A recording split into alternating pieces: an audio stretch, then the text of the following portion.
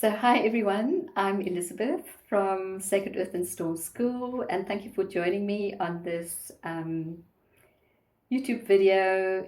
And today's the 7th of April, and it's also a really interesting day because Mercury is going direct. You may have felt it as well. It feels like really the energy is starting to move a bit forward and becoming how should I say, a bit less cumbersome and clearer. So I'm going to speak about, we're now in the second week after Neptune moved signs in the first time in 165 years into the sign of Aries, which is also the creator degree. So Aries is like the beginning of the zodiac. That's why it's called the creator degree. And it really is, a new beginning, but like a double new beginning, a beginning of beginnings, because it is in the sign of Aries, which is the first astrological sign in our zodiac of 12 signs. So, how are we doing? And this is a long-term thing. As we know, next year in February, I'm actually planning a trip to Vietnam and Cambodia, and to be at Angkor Wat, the biggest temple in the world, size-wise, on the day when Saturn also moves out of Pisces, and they conjunct Saturn and Neptune on the creator degree of Aries in 0 degree. So, this is like a long-term thing, and it's busy. We're busy stepping into this very huge influence that's busy happening. And what is this influence? For me, there's so many things and so many aspects to it, but probably for me at the moment, the most visible, tangible awareness that I'm having with my body is, when Neptune was in Pisces. Pisces is the last sign of the zodiac, as we know, and it's where everything is merging and it's not clear. And so when Neptune is in its own sign, it has positive aspects, but it also can intensify the more challenging aspects of Pisces. And the challenging aspects of Pisces is being a victim, being able to not really see what is clear for you as an individual. It's like you get very much caught up in the collective. Pisces is the collective. It's like, it's vast.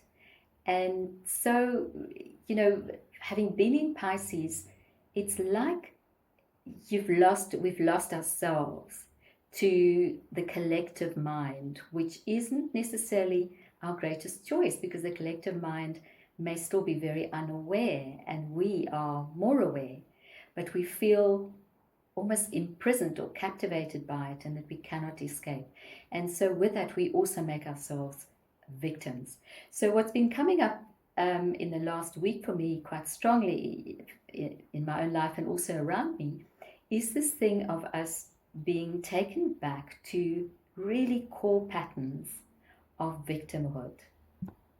And this might be really helpful for you to ponder and to consider, where is it playing out and where was it playing out in your life? You will definitely know this is where life is not so much fun, or you feel triggered, you feel angry, you feel upset, you feel grief, all those kind of signs that, I'm not in balance, not in harmony.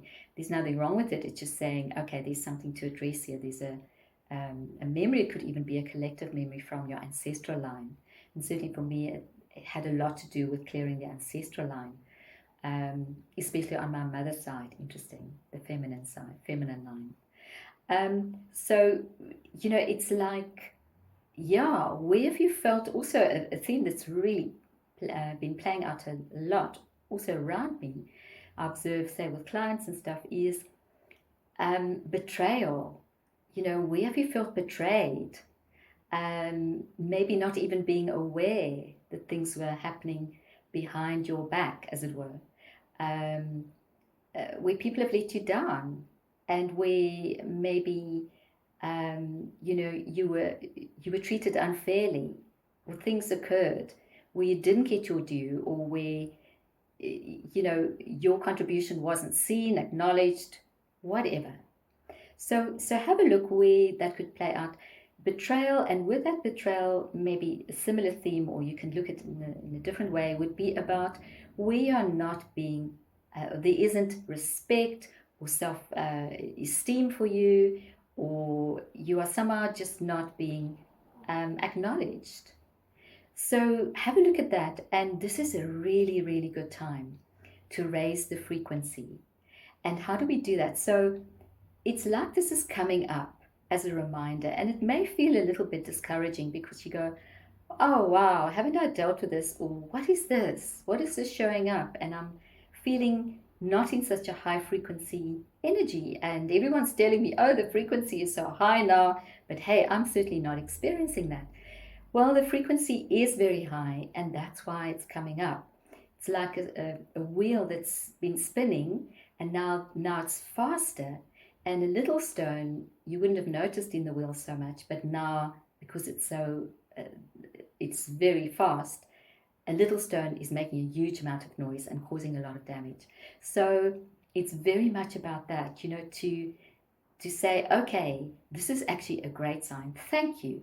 Thank you, universe. Thank you, earth. Thank you, body. Thank you, energy, whatever you want to call it, for helping me to become aware of this, because this little stone is really now something that can change. And how can I readjust my frequency around this? Because creation happens through frequency. And we never taught this, it's a scientific thing. Nothing can really exist in our reality unless we resonate at that frequency.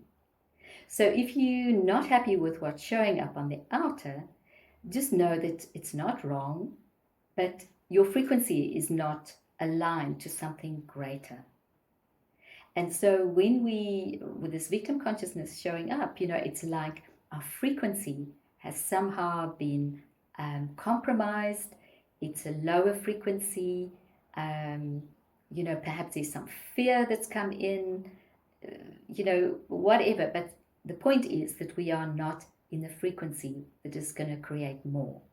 So by consciously being aware that the frequency has gone down, and that you're now in victim consciousness, you can just redirect it with your mind by just a simple thought and intention.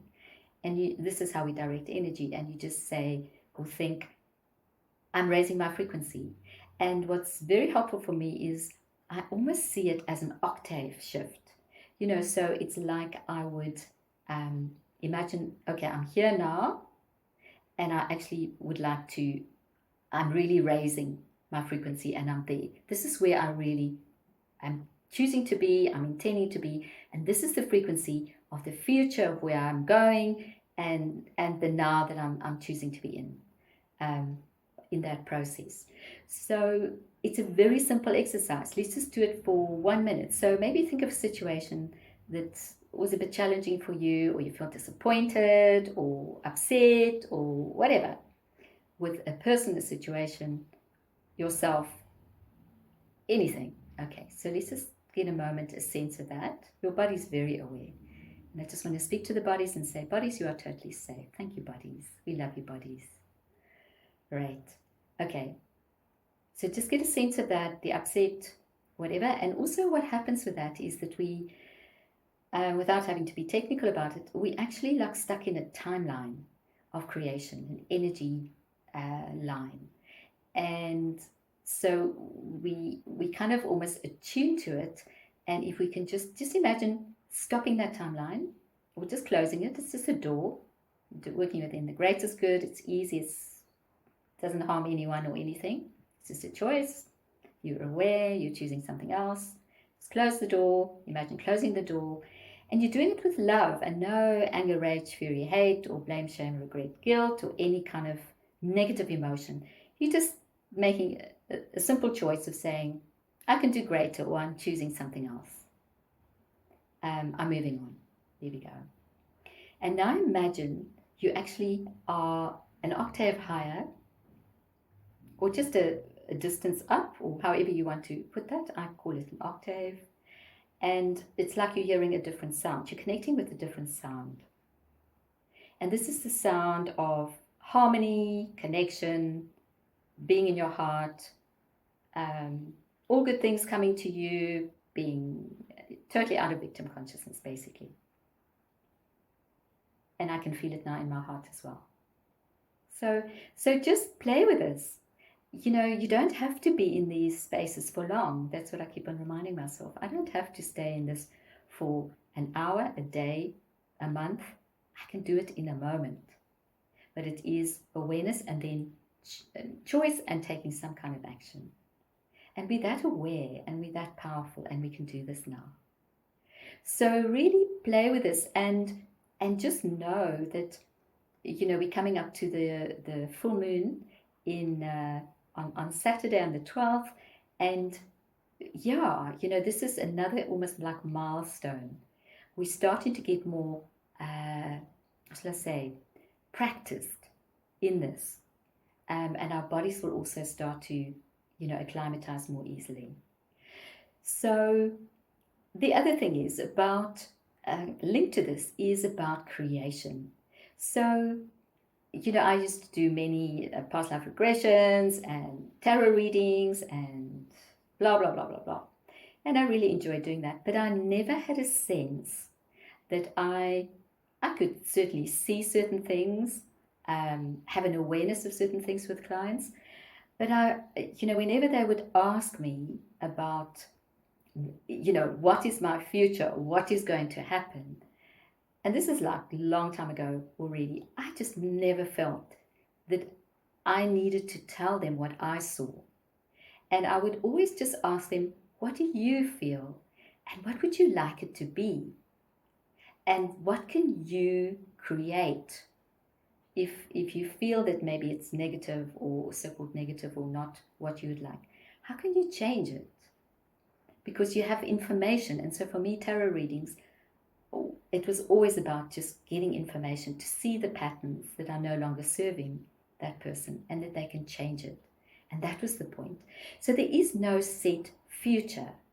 And we were taught this during the Piscean age, and it was actually like that, because during the Piscean age, we agreed on a collective future. So basically we limited ourselves from having infinite timelines and infinite possibilities. We said, okay, we'll all agree we'll have this one future, and we'll all just kind of suffer in it. Basically, because it was quite a dire future. But, we chose it and we learned from it and we experienced it, whatever. So what has happened now is, because we're no longer in this Piscean age, we're in the Aquarian, and the Aquarian is very much about equality, and nobody's dominating anyone. You don't have to be dominated by the timeline of another person. Someone else's negativity, what they think is going to happen or not. They are totally fine to have what they experiencing. It's their privilege, it's their choice. Actually, none of your business. But equally, they are not there to tell you what your timeline is and what your future and what your reality is and how things are. And I see this so much in families, of clients with their families.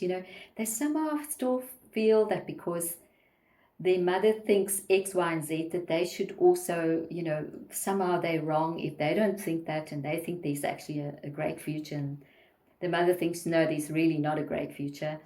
There's like a conflict in them, because they think, well, why? Because we should see the same future.